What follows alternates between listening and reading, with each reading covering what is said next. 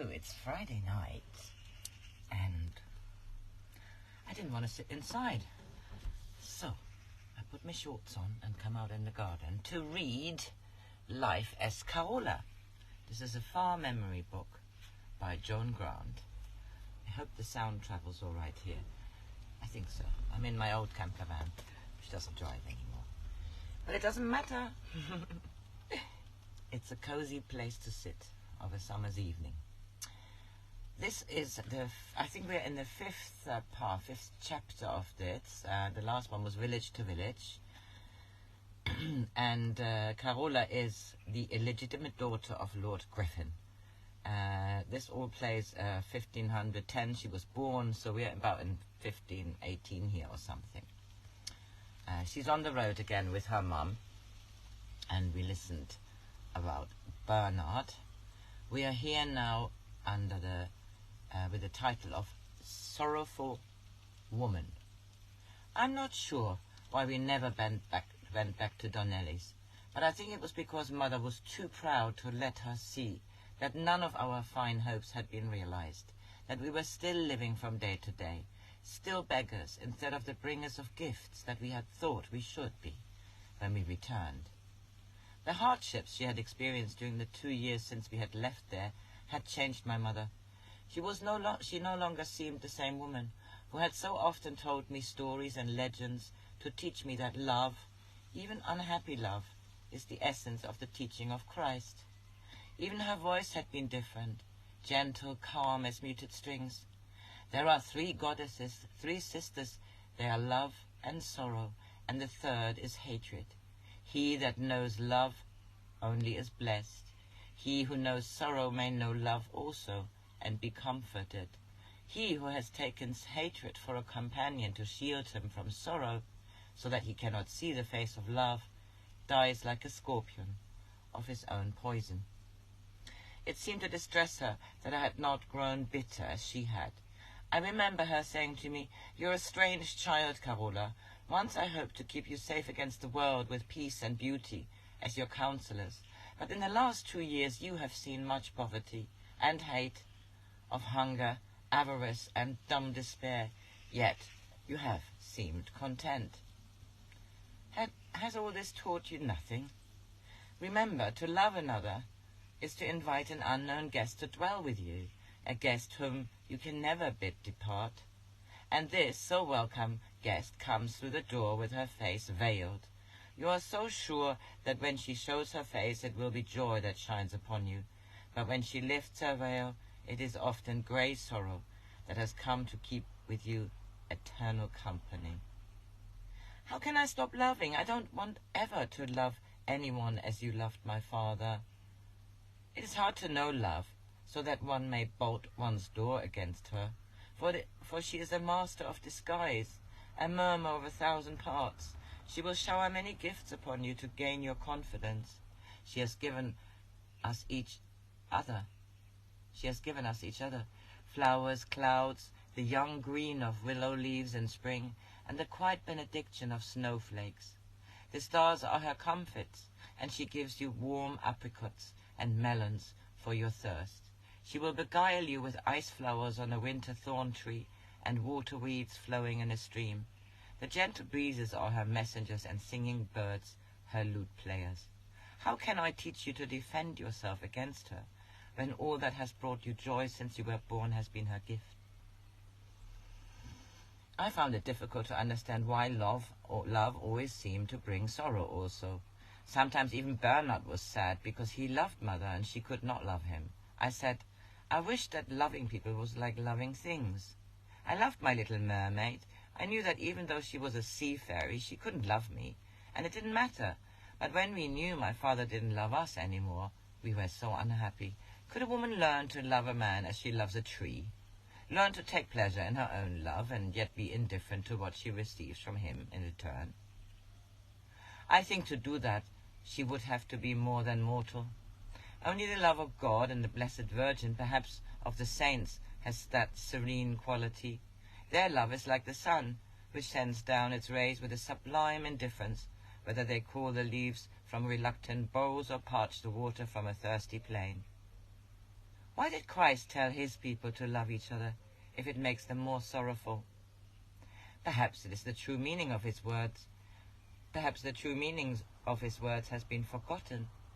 He told us to seek humility. It is easy to give alms to a beggar and not be thanked. It's easy to play the lute and hear no praise. But it is bitter sorrow to give love and not receive it. I thought men were fortunate to have so many other things than love to fill their lives. I said, I wish I were a boy. Then I would apprentice myself to a craftsman.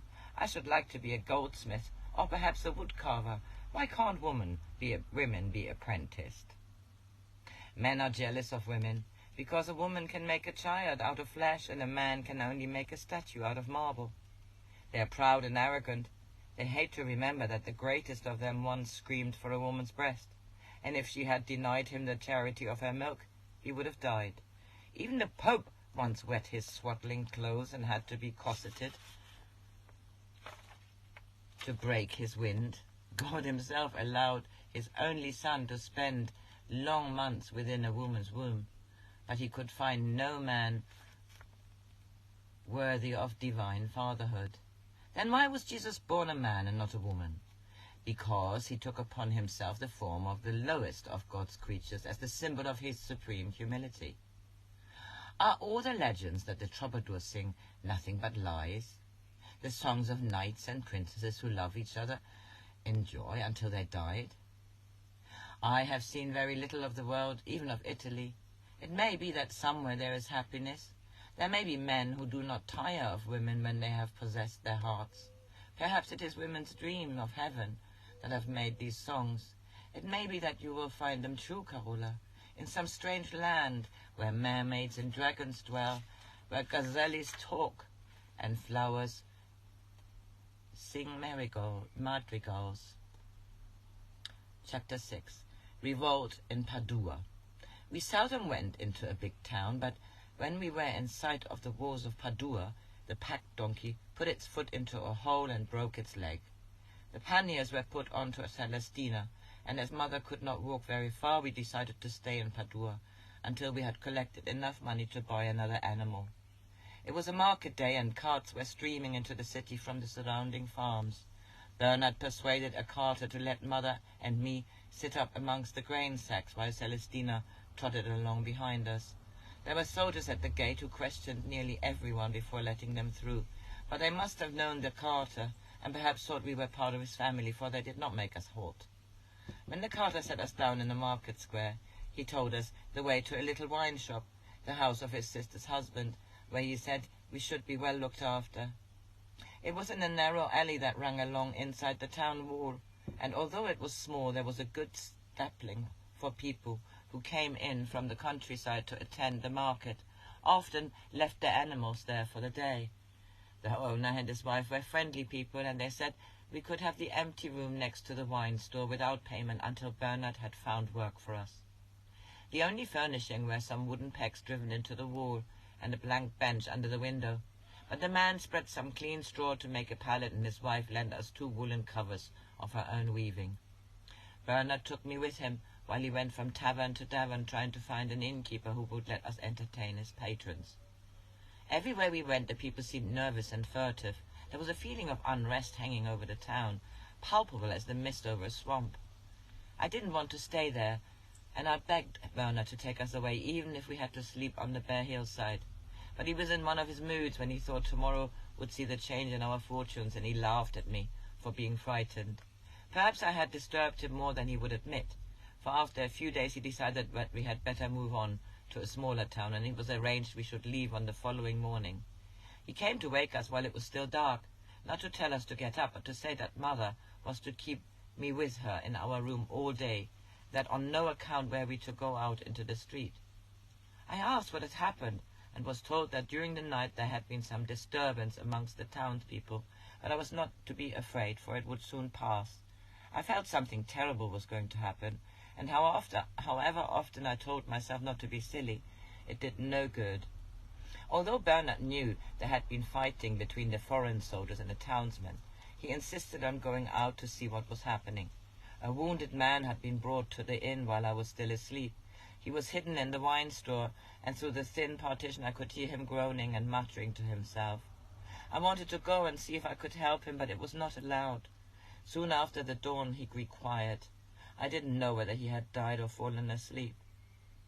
Our only window was boarded up. I pulled out some of the straw that we had stuffed into the chinks between the boards to stop the draft and to see into the street. For a time it was deserted, and then we could hear the galloping of horses or the angry muttering of a crowd. I knew Mother was frightened, although she kept telling me we were quite safe and that Bernard would soon come back. When I was tired of staring out through the narrow chinks of the window, she made me a mannequin with some of the straw from her pallet. No one came near us, and I began to be very hungry.